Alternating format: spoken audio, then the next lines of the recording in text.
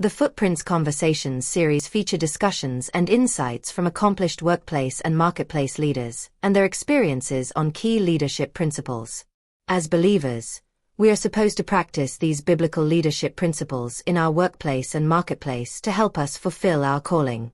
The Footprints Conversation this week is part 1 on the power of a dream, featuring the man of amazing dreams who came out from the pit to become the Prime Minister of Egypt. As professionals and business people, we all have dreams. What do we have to do between the dream and the fulfillment of the dream? Prime Minister Joseph is here to use his experience to help us reflect and learn some biblical principles for our big dreams. Let's welcome him to the Footprints Conversations.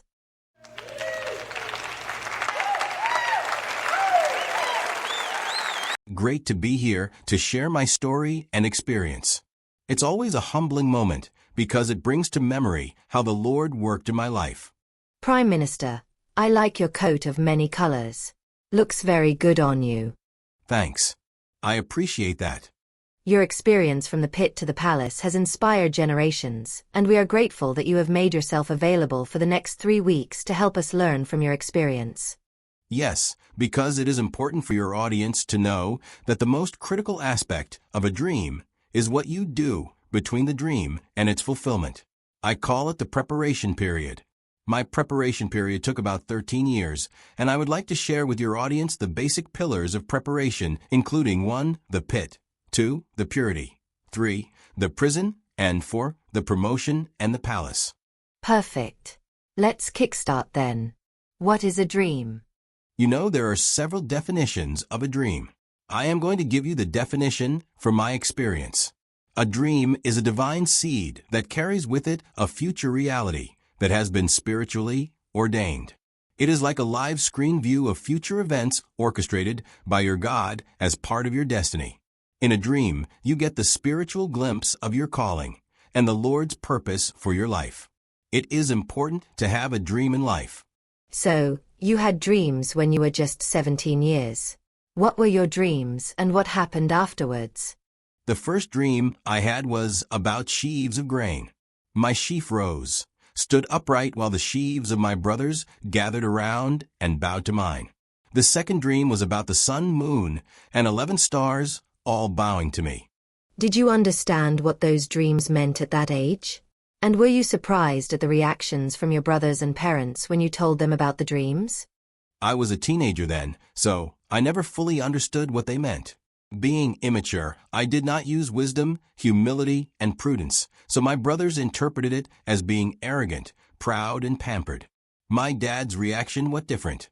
While my brothers became jealous, he kept the matter in mind. While my brothers became scared about the power, influence, and privilege associated with the dream, my dad focused on the calling for my life. So that's why the dreams landed you in trouble. They thought if they get rid of you, then that's taken care of for good. So, you ended up in a pit, right? You are right. But I later realized that the pit is part of the dream. The pit symbolizes the period in your life when things look dark, bleak, and hopeless. This is why I want your audience to know that just as the seed needed the dark soil to germinate, my dream seed needed the pit to bring to life. If you are in the audience and it looks like you are in the pit of your dream, cheer up, be of good courage. The pit is not the end of your dream, but the beginning. That's where your dream seed will germinate and take root. Prime Minister, we would appreciate it if you could use your experience to let us know some of the biblical leadership principles to learn when we are in the pit period of our dream. First, know that when you are isolated and alone in the pit, you will know your real identity. When I was alone in the pit, stripped of my favorite coat, with no favored eyes of my parents and their support, I have to face my real identity. My ego was stripped in the pit, and as I became literally naked, my identity became uncovered. I looked at my values, character, and habits. What behavior do I have to change? This is the beginning of the preparation for the dream to come true. I see.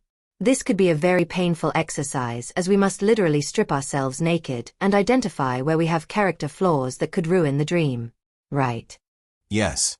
That's why the second lesson to learn in the pit is to know that though the loneliness, isolation, and nakedness in the pit may be painful, They become the spiritual soil for maturity and growth. The third lesson is to know that you are not in the pit alone. The Lord who gave you the dream is there with you. Connect with Him, and He will begin to unfold to you His divine purpose for your life. Amazing. Audience, if you are currently in the pit period of your professional dream, know that it's not the end of your dream. It's needed for your dream to spring up. Use the time in the pit as an opportunity to 1. Reflect on your identity, character and habits. 2. Let the painful moments provide the spiritual soil for your maturity and growth. And 3. Use the time in the pit to connect with the Lord to unfold His purpose behind the dream. Dream big. Your dream will certainly come true. Remember to learn from these lessons from Prime Minister Joseph. We are looking forward to part 2. Before then, let's show our appreciation to him.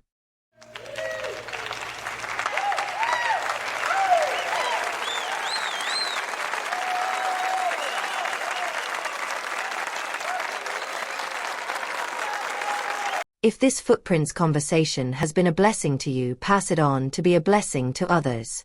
Are you a believer committed to fulfilling your professional calling at your workplace and marketplace? We have several resources to help you do that. Just subscribe at the YouTube channel for you to receive new resources we create every week. If you have creative arts talents too, get in touch and let us yield it to the Lord to use it to impact lives for His glory.